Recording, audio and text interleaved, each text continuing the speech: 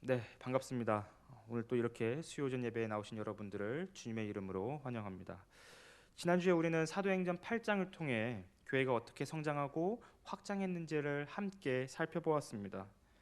교회의 성장과 확장은 우리의 생각과는 달리 스데반의 죽음을 계기를 통해 시작이 되었습니다. 그리고 교회의 큰 환난과 핍박이 시작되면서 교회는 성장하고 확장되는 것을 우리가 볼 수가 있었습니다. 예루살렘 교회는 큰 핍박 가운데 슬픔을 간직한 채 뿔뿔이 흩어졌습니다. 그러나 하나님은 그 모든 것을 통해 더 큰 기쁨을 만드셨습니다. 성도의 고난과 애통을 제물로 삼으셔서 더 큰 기쁨으로 바꾸신 것입니다. 이것이 하나님께서 우리를 그리스도인으로 부르신 목적이었습니다. 하나님은 이 방법을 통해 우리의 삶을 붙드시고 하나님의 나라를 확장해 나가실 것입니다. 이처럼 사도행전 8장은 고난과 슬픔을 기쁨으로 바꾸시는 하나님에 대하여 이야기를 하고 있습니다. 그런데 오늘 우리가 살펴볼 본문 9장 첫 시작을 원어로 살펴보면 이렇게 시작합니다.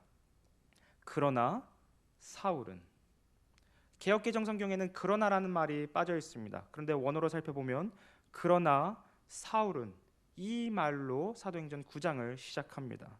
즉 사울이라는 인물은 하나님이 기쁨의 역사를 만들어 가시는 그 순간에도 교회를 핍박하는 자라는 것을 사도행전은 대조해서 보여주고 있는 것입니다. 그래서 본문 1절은 사울을 이렇게 묘사합니다. 그러나 사울이 주의 제자들에 대하여 여전히 위협과 살기가 등등하여 대제사장에게 가서, 여기서 우리가 주목해야 할 표현은 여전히 위협과 살기가 등등하여라는 표현입니다. 이 말을 그리스어에서 직역을 하면 이런 표현입니다. 여전히 위협과 살기로 호흡하고 있다. 여전히 위협과 살기로 호흡하고 있다. 호흡은 생명의 기본적인 동작이자 삶을 이어나가는 필수적인 동력입니다. 그러므로 사울이 위협과 살기로 호흡을 하고 있다는 것은 그리스도인들을 향한 분노와 증오가 앞으로 그가 무엇인가를 하게 될 때, 어떤 행동을 하게 될 때 그것이 동력이 될 것이라는 것을 본문 1절은 이야기를 하고 있는 것입니다. 그렇다면 도대체 무엇이 그를 이토록 격분하게 한 것일까요? 무엇이, 어떤 요소 때문에 사울은 그렇게 그리스도인들을 향해 분노와 징후를 드러내고 있는 것일까요? 당시 사울은 스데반과 같은 초대교회의 중요 인물을 죽이면, 그리고 예루살렘 교회를 핍박하면 그들의 활동이 축소될 것이라 생각했습니다. 교회라는 것이 없어질 것이라 생각했습니다. 그런데 그것은 사울의 큰 착각이었습니다. 왜냐하면 교회는 스데반의 그 죽음을 계기로 민들레씨가 온 곳에 퍼져나가는 것처럼 교회 또한 그렇게 퍼져나갔기 때문입니다. 이 장면을 목격한 사울은 자신이 잘못 생각했음을 깨닫게 됩니다. 교회 확장하는 모습을 보면서 사마리아 지역의 여러 지역의 교회가 예수의 증언이 퍼져나가는 것을 보면서 사울은 자신이 착각해도 완전히 착각했다는 것을 깨닫게 됩니다. 그래서 사울은 더욱더 그리스도인을 향한 위협과 살기를 가지게 됩니다. 왜냐하면 사울의 입장에서 그리스도인들은 유대교가 지금까지 지켜왔던 성전과 율법의 가치를 부정하는 그런 배신자들과 같이 여겨졌었기 때문입니다. 사울에게 이들은 제거해야 할 악 그 자체였습니다. 유대 사회에서 반드시 없어져야 할 그런 족속들이었던 것입니다. 그러므로 사울의 입장에서 이들의 확산은, 교회의 성장과 확산은 어떻게든지 막아야 합니다. 이런 상황이 그리스도인을 향한 사울의 분노에 더욱 불을 지폈던 것입니다. 그는 이제 이것을 동력으로 삼아서 분노와 증오를 호흡으로 삼고 동력으로 삼아 그리스도인들을 저지할 것입니다. 그때 좋은 아이디어가 사울의 머리를 스치기 시작합니다. 바로 로마 제국이 유대 사회에 준 망명자 소환법이라는 특권입니다. 그 내용은 이런데요. 제가 이 부분을 좀 읽어드리겠습니다. 그러므로 만일 유다 나라에서 악질 분자 노릇을 하던 자들이 당신 나라에 피신하거든 대제사장인 시몬에게 넘겨 그가 자기네 법대로 그들을 벌할 수 있도록 해주시기 바랍니다. 이 내용은 마카베오서에 등장하는 내용입니다. 로마 제국이 유대 사회에 준 망명자 소환법이라는 특권을 준 것을 이렇게 묘사하고 있습니다. 사울은 여기서 아이디어를 가지고 대제사장에게 가서 자신이 원하는 공문을 얻어냅니다. 그리스도인들을 붙잡을 수 있는 권력과 공문을 얻어낸 것입니다. 그래서 본문 2절은 이 상황을 이렇게 이야기하는데요. 다메섹 여러 회당에 가져갈 공문을 청하니 이는 만일 그 도를 따르는 사람을 만나면 남녀를 막론하고 결박하여 예루살렘으로 잡아오려 함이라. 위협과 살기로 호흡하는 사울은 이제 그리스도인들을 잡을 수 있는 공문까지 얻었습니다. 그는 그렇게 해서라도 그리스도인들의 확산을 막고 싶었던 것입니다. 어쩌면 사울은 앞으로 붙잡을 모든 그리스도인들이 스데반과 같이 죽게 되기를 원했을지 모르겠습니다. 그는 그렇게 해서라도 자신이 생각하는 악을, 배신자들을 유대 사회에서 제거하고 싶었던 것입니다. 사랑하는 성도 여러분, 우리는 여기서 마귀와도 같은 사울의 모습을 보게 됩니다. 마귀는 우는 사자와 같이 두루다니면서 삼킬 자를 찾습니다. 마찬가지로 사울 또한 우는 사자와 같이 박해할 그리스도인들을 찾아다니는 모습을 지금 이 사도행전 9장에서 보이고 있습니다. 그런데 문제는 사울은 자신이 마귀와 같은 존재라고 생각조차 못할 것이라는 것입니다.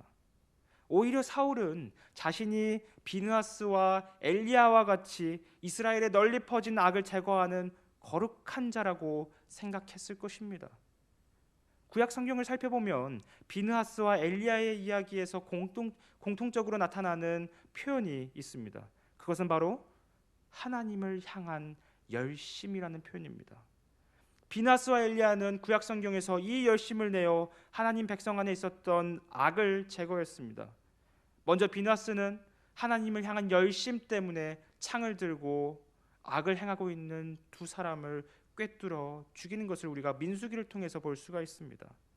엘리야는 하나님을 향한 열심을 가지고 바알 선지자 850명을 제거하는 것을 우리가 열왕기를 통해 볼 수가 있습니다. 그러므로 사울은 이러한 열심을 가지고 자신이 보기에, 자기가 판단하기에 악이라고 생각하는 교회를 뿌리까지 뽑으려고 했었던 것입니다. 이것이 사울이 교회를 핍박했던 이유였습니다. 그래서 사울은 훗날 자신을 이렇게 평가하는데요. 빌립보서 3장 5절에서 6절을 보시면 사울의 이런 과거의 모습을 회상하는 것이 나타납니다. 나는 8일 만에 할례를 받고 이스라엘 족속이요 베냐민 지파요 히브리인 중에 히브리인이요 율법으로는 바리새인이요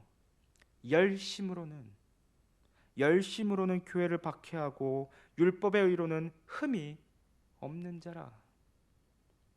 사울은 빌립보서를 통해서 나는 열심히 있었다고 했습니다. 나는 하나님을 향한 열심 때문에 교회를 핍박했다고 했습니다. 교회를 악으로 규정하고 그것을 제거하기 위해 열심을 다했다고 이야기한 것입니다. 이처럼 그는 하나님께 열심을 다한 사람이었습니다. 그의 머릿속에는 오직 유일한 여호와 하나님만 계셨고 어떻게 하면 그 하나님을 마음을 다하고 뜻을 다하고 힘을 다하여 사랑할지를 늘 고민했던 자였습니다. 어떻게 해야 이스라엘 안에 있는 악을 제거하고 유대 민족이 더욱 하나님 앞에 올바르게 살아가게 될지를 고민했던 그런 사람이었던 것입니다. 이렇게만 보면 사울은 전혀 마귀와 같은 사람이 아닌 것처럼 보입니다. 그러나 우리는 압니다. 그가 마귀처럼 하나님의 교회를 핍박했다는 것을 말입니다. 이 문제는 사울이 예수님을 몰랐기 때문에 한 행동이라고 단순히 치부할 수 있는 문제가 아닙니다. 이 모든 문제의 핵심은 사울이 충성을 다했던 그 열심의 대상이 누구냐는 것이 이 문제의 핵심입니다. 사울은 분명히 하나님께 충성을 다했습니다. 그런데 그 하나님은 자신의 생각과 열심히 노력이 들어간 하나님이었습니다. 유대 사회라는 문화와 전통과 거기 안에 있는 각종 신학 등이 반영된 그러한 하나님이었습니다. 살아계신 하나님이 아니라 인간이 만들어내는 인간의 틀 안에 갇힌 하나님이었다는 것입니다. 사울이 섬기는 하나님은 사람의 틀에 길들여진 하나님이었습니다. 만들어진 하나님이었습니다. 그래서 사울은 진짜 하나님이 성육신 하셔서 유대 사회를, 유대 땅을 돌아다니실 때 그것을 목격하지 못했었던 것입니다. 이것은 비단 사울만의 문제뿐만 아니라 오늘날을 살아가는 저와 여러분의 문제가 될 수도 있습니다. 우리는 성경이 알려준 대로 한 하나님을 믿으며 한 주 예수 그리스도를 믿습니다. 그런데 우리는 거기에다가 우리의 생각과 틀을 나도 모르게 슬쩍 끼워 넣을 때가 많습니다. 예를 들어 한 분 하나님께 헌신하면 반드시 복을 주실 거야, 하나님께서 내가 헌신한 걸 갚아주실 거야 라는 그런 틀이 있다고 우리가 한번 쳐보면 좋을 것 같습니다. 그 사람은 이제 이 틀을 시간이 지나면서 나도 모르게 하나님께 조금씩 끼워 맞추기 시작합니다. 그래서 나중에는 이런 생각까지 하게 됩니다. 내가 얼마나 나의 모든 것을 다하여 하나님께 헌신했는데 하나님께서 나를 인정하시는 것은 당연하겠지. 내가 하나님께 열심을 다했으니까, 내가 하나님께 최선을 다해 헌신했으니까 나에게 복을 주시고 형통함을 주시고 나를 인정해 주시겠지. 이러한 틀은 시간이 지나면서 더 굳어지게 됩니다. 그때 그 사람은 자신의 틀 안에서 형성된 하나님을 진짜 하나님이라고 생각하면서 그것을 다른 사람에게 강요하기 시작합니다. 너는 왜 나처럼 하나님께 헌신하지 않니? 너는 그렇게 믿음이 없어서, 그렇게 교회 생활 똑바로 하지 못해서 어떻게 하려고 그래? 하나님께서 너를 인정해 주시지 않을 수도 있어. 이런 식으로 내가 만든 하나님의 틀을 다른 사람에게 강요하기 시작합니다. 이런 자기의와 누군가를 정죄하는 모습은 지금 사울이 교회에게 하고 있는 모습입니다. 이처럼 사람은 이러한 방식으로 진짜 하나님을 내 생각이 만들어낸 하나님으로 조금씩 바꾸어 나갑니다. 사울은 자신이 만들어낸 틀 안에 하나님을 가두어 놓고 그 하나님을 열심을 다해 섬겼던 것입니다. 이 문제에서 자유로울 수 있는 사람은 그리 많지 않습니다. 성경에서도 이 함정에 빠진 사람들이 얼마나 많이 등장하는지 모르겠습니다. 대표적으로 아브라함이 그렇고요, 요나 선지자가 그렇습니다. 이들은 자기가 만들어내는 그 틀 안에 하나님을 가둬놓고 하나님께서 자기의 생각과 다르게 행동했을 때 실망하고 분노하고 원망하는 모습을 우리는 구약 성경을 읽으면서 참 많이 보게 됩니다. 이런 마음의 틀은 특별한 일이 아니고서는 도무지 변하기 쉽지 않고 깨뜨리기도 쉽지 않습니다. 사람의 힘으로는 이런 마음의 고질병을 도무지 고칠 수가 없습니다. 그러나 하나님은 가능하십니다. 사람의 틀에 길들여지지 않은 하나님만이 그 틀을 깨뜨릴 수 있는 것입니다. 여기에 저와 여러분의 소망이 있습니다. 우리는 실패하나 하나님의 은혜만이 그 모든 실패를 뒤집는 것입니다. 하나님의 은혜가 없는 모든 종교적인 열심과 노력은 틀 안에 갇힌 하나님, 가짜 하나님을 만들어냅니다. 그러나 진짜 하나님은 우리에게 은혜를 베푸셔서 그 모든 것을 뒤집습니다. 그 모든 실패를, 그 모든 연약함을 뒤집습니다. 저와 여러분이 우리의 실패를 뒤집는 은혜의 하나님을 경험하게 되시기를 주님의 이름으로 소망합니다. 그렇다면 하나님께서는 사울의 실패를 어떻게 뒤집으실까요? 이제 장면은 사막 한가운데를 걷고 있는 사울에게로 전환이 됩니다. 그의 정보통에 의하면 그리스도인들은 교통의 요지인 다메섹까지 퍼져나갔다는 소식을 사울이 듣게 됩니다. 그곳에서 사람들이 예수를 증언한다면, 다메섹이라는 교통의 그런 중심지에서 예수를 증언하기 시작한다면 온 세계에 그리스도의 복음이, 예수의 증언이 퍼져나가는 것은 시간 문제였을 것입니다. 그래서 그는 다메섹에 있는 그리스도인들을 붙잡기 위해 220km나 정도 되는 그 거리를 떠나기 시작합니다. 오늘날의 우리에게 그 정도 거리는 차로 3시간 정도면 갈 수 있는 짧은 거리입니다. 경북 구미 정도의 거리라고 생각하시면 좋을 것 같습니다. 그러나 당시 교통수단이 차가 아니라 말이나 나귀에 의지하는 그런 시대였다면 220km는 5일에서 6일 정도나 가야 하는 긴 거리였습니다. 우리는 이것을 통해 사울의 분노가, 증오가 얼마나 컸는지를 볼 수 있습니다. 사울은 그러한 여정을 감수하더라도 예수를 증언하는 그 도를 막고 싶었던 것입니다. 이제 사울은 그 긴 여정 가운데 자신의 마음을 다지기 위해, 그리스도인들을 붙잡기 위한 그 마음을 다지기 위해 유대인의 전통에 따라 기도하고 말씀을 묵상했을 것입니다. 그는 시간에 맞추어 기도하고 그 전통에 따라 신명기나 에스겔의 말씀 등을 묵상하면서 그 여정의 시간들을 채워나갔을 것입니다. 여기서 우리가 조금 주목해야 할 것은 당시 유대인들이 묵상했던 에스겔 1장의 내용입니다. 에스겔 1장은 하나님의 임재에 대한 환상을 그려내고 있습니다. 보통 하나님의 임재는 예루살렘 성전에서만 이루어졌다고 생각을 했습니다. 그렇기 때문에 성전은 하늘에 계신 하나님께서 땅에 내려오시는 곳이자 하늘과 땅이 하나가 되는 유일무이한 거룩한 곳이었습니다.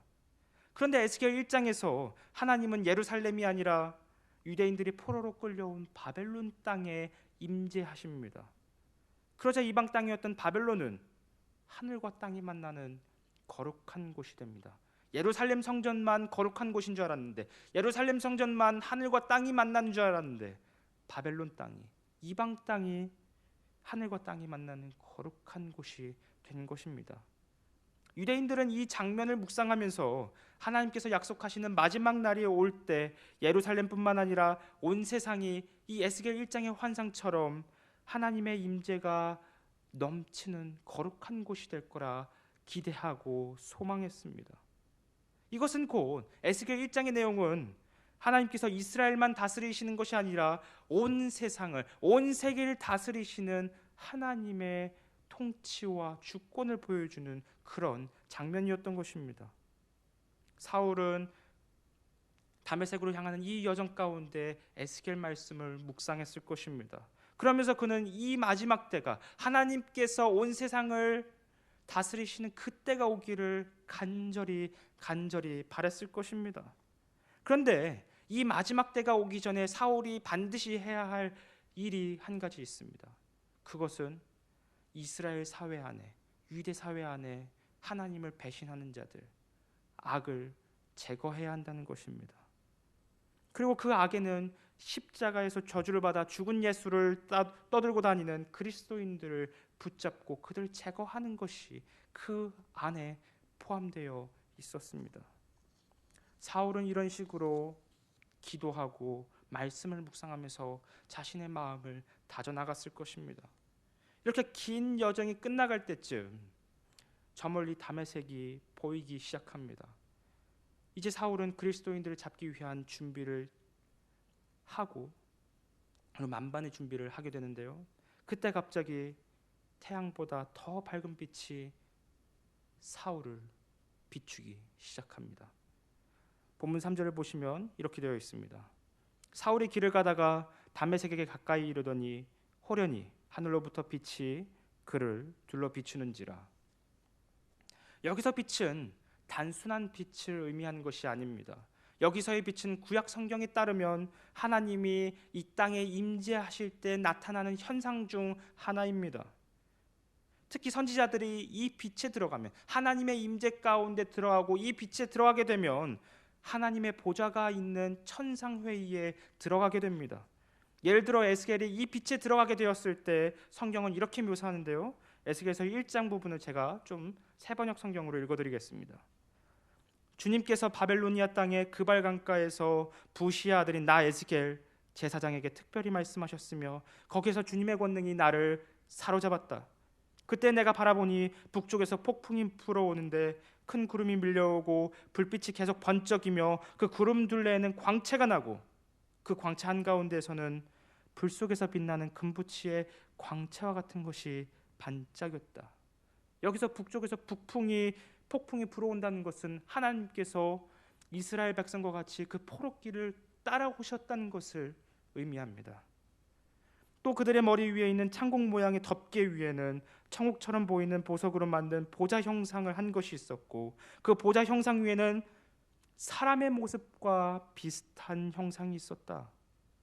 사람의 모습과 비슷한 형상이 있었다. 또 나는 그의 허리처럼 보이는 그 위쪽에서 금부치의 광채와 같은 것이 불꽃처럼 안팎으로 그를 둘러싼 것을 보았는데 그의 허리처럼 보이는 그 아래쪽에서도 나는 불꽃과 같은 모양을 보았다. 이렇게 그는 광채로 둘러싸여 있었다. 그를 둘러싼 광채의 모양은 비 오는 날 구름 속에 나타난 무지개 같이 보였는데 그것은 주님의 영광이 나타난 모양과 같았다. 그 모습을 보고 나는 얼굴을 땅에 대고 엎드렸다. 그때 말씀하시는 이 음성을 내가 들었다. 이것이 에스겔 1장에 나타난 하나님의 영광이, 하나님의 임재가 이 땅에 드러났을 때 나타났던 현상입니다. 사울은 바로 이러한 천상회의에 들어간 것입니다. 이제 사울은 그 환상 가운데서 이렇게 생각했을 것입니다. 이제 하나님께서 내 열심과 진가를 알아주시는구나. 내가 그동안 하나님께 얼만큼 열심히 했는지를 이제서 알아주시는구나. 그래서 나를 이사야나 에스겔 선지자처럼 크게 사용하시고자 하는구나. 땅에 엎드려 있었던 사울은 이제 조금씩 고개를 들어 보좌에 계신 그분을 봅니다. 보좌에 계신 그분은 에스겔 선지자가 바라보았던 대로 사람의 모습과 비슷한 형상이나 여호와의 영광이 가득한 모습이었습니다. 그리고 그분을 조금 더 자세히 주목해서 보니까 사울은 이내 충격과 공포에 휩싸이게 됩니다. 에스겔 선지자가 보았던 사람의 모양 같은 여호와의 영광은 다름 아닌 십자가에서 죽었던 나사렛 예수의 얼굴이었기 때문입니다. 그때 갑자기 사울의 모든 세계가 뒤집혀지기 시작합니다. 그가 만들어낸 틀이 완전히 무너지기 시작합니다. 그때 보좌에 계신 예수님께서 사울에게 이렇게 말씀하십니다. 사도행전 26장을 보시면 사울은 예수님께서 자신에게 어떻게 말씀하셨는지를 이야기하고 있는데요. 사울아 사울아 너는 어찌하여 나를 핍박하느냐? 가시돋친 채찍을 발길로 차면 너만 아플 뿐이다. 나는 네가 핍박하는 예수이다. 자, 일어나서 발을 딛고 서라. 내가 너에게 나타난 목적은 너를 일꾼으로 삼아서 네가 나를 본 것과 내가 장차 내게 보여줄 일의 증인이 되게 하려는 것이다. 나는 이 백성과 이방 사람들 가운데서 너를 건져내어 이방 사람들에게로 보낸다. 사울은 지금까지 자신의 민족을 위해 일하고자 했습니다. 그런데 주님께서는 그 보좌 가운데 계신 주님께서는 사울을 이제 이방 가운데로 보내시게 되는 것입니다. 그리고 예수님께서는 계속해서 이 말씀을 하십니다. 이것은 그들의 눈을 열어주어서 그들이 어둠에서 빛으로 돌아서고 사탄의 세력에서 하나님께로 돌아오게 하며 또 그들이 죄 사함을 받아서 나에 대한 믿음으로 거룩하게 된 사람들 가운데 들게 하려는 것이다. 사울의 이 경험은 이사야와 에스겔 선지자가 소명을 받았을 때, 하나님의 부르심을 받았을 때의 그 경험과 완벽히 일치하는 경험입니다. 사울은 이사야나 에스겔 선지자처럼 하나님께 부름을 받았습니다. 그런데 그 하나님은 자신이 생각했던 그 하나님이 아니었습니다. 자신의 틀 안에 갇힌 하나님이 아니었습니다. 그래서 어떠한 신학자는 사울이 경험한 이 사건을 이렇게 표현합니다. 이것은 오래전부터 내려온 이스라엘의 성경이 말했던 일이 이루어진 일이자 그가 그 시점까지 성경에서 읽어왔던 것을 완전히 부정한 일이고 했다. 창조주 하나님은 예수를 죽은 자 가운데서 살려내시고 이 예수가 정말로 이스라엘의 메시아일 뿐 아니라 한 분 하나님이 몸소 친히 행하시겠다고 약속하셨던 일을 행하신 이임을 선언하셨다. 사울은 지금까지 하나님을 향한 열심을 가지고 살았습니다. 사울은 한 분 하나님께 헌신하며 그분께 모든 열심을 내어드리며 살아왔습니다. 그것은 절대적으로 옳습니다. 그러나 한 분 하나님이 어떤 분이시며 그 하나님의 목적이 어떻게 이루어질 것인가에 대한 그의 이해는 완전히 틀렸습니다. 그래서 예수님은 길들여지지 않은 하나님으로서 사울 앞에 나타나셨던 것입니다. 하나님은 아브라함과 이삭과 야곱에게 하신 그 약속의 말씀을 이루셨습니다. 아브라함의 후손을 통해 땅의 모든 족속들이 복을 받을 것이라는 그 약속을 십자가에서 죽은 예수 그리스도를 통해, 부활하신 예수 그리스도를 통해 이루시고 성취하셨습니다. 그러나 그것은 사울이 생각한 방법이 아니었습니다. 그것은 사울이 생각하지도 못한 상상을 초월했던 방법이었던 것입니다.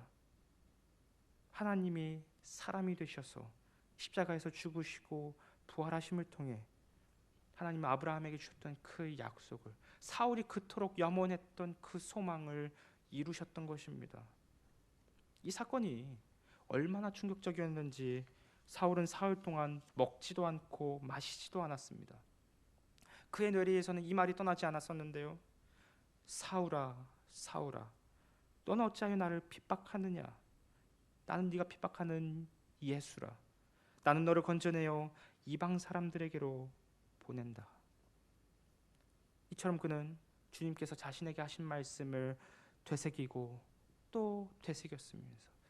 그러면서 그는 그가 가지고 있었던 그 틀을, 완고한 그 마음의 틀을 하나씩 하나씩 깨트려가고 있었던 것입니다. 사울은 이 사건을 통해 자신이 만들어낸 틀을 비로소 부술 수 있었습니다. 그리고 자신의 생각을 상상할 수 없는 방법으로 초월하신 하나님을, 길들여지지 않은 하나님을 만나서 그의 인생이 올바른 방향으로 변하게 된 것입니다. 이로써 위협과 살기를 가지고 있었던 교회를 박해하던 자가 이제는 기독교 역사상 가장 위대한 신학자요, 목회자요, 선교사가 된 것입니다. 사랑하는 성도 여러분, 우리는 오늘 본문을 통해 우리의 연약함과 그것을 뒤집으시는 하나님을 함께 묵상하였습니다. 우리의 마음은 우상 공장과도 같아서 참 하나님을 우리의 마음이 만들어내는 하나님으로 조금씩 바꾸어 나갑니다. 그러나 그 하나님은 내가 좋아하고 원하는 것만을 하는 생명이 없는 죽은 꼭두각시일 뿐입니다. 우리는 이러한 타락한 인간의 본성을 정확히 꿰뚫고 있어야 합니다. 그리고 그것을 가지고 우리 자신을 되돌아보아야 합니다. 왜냐하면 저와 여러분이 붙잡고 있는 하나님이 어쩌면 이 틀 안에 갇힌 하나님일 수 있기 때문입니다. 여기까지만 보면 우리 자신의 문제를 해결할 수 있는 능력이나 소망이 없어 보입니다. 우리는 이 틀을 스스로 깨뜨릴 수가 없습니다. 그러나 우리에게 소망이 있는 것은 부활하신 주님께서 바울을 먼저 찾으시고 만나주셨던 것처럼 저와 여러분에게 늘 먼저 다가오신다는 것입니다. 때로는 그 만남이 길들여지지 않은 하나님으로서 우리에게 나타나시고 찾아오시기에 우리는 그때마다 당혹하고 놀랄 때가 참 많습니다. 하나님께서 왜 나에게 이러시지? 내가 생각하는 하나님은 이런 하나님이었는데 왜 나에게 이렇게 하시지? 우리는 이것을 늘 질문을 던집니다. 그러나 그 순간이 우리의 예상과 우리의 틀 밖에 벗어난 그 하나님이 우리의 삶 속에 나타나셨을 때, 그때가 바로 하나님께 붙잡히는 때입니다. 그때가 바로 우리의 완악함과 틀이 깨지는 때입니다.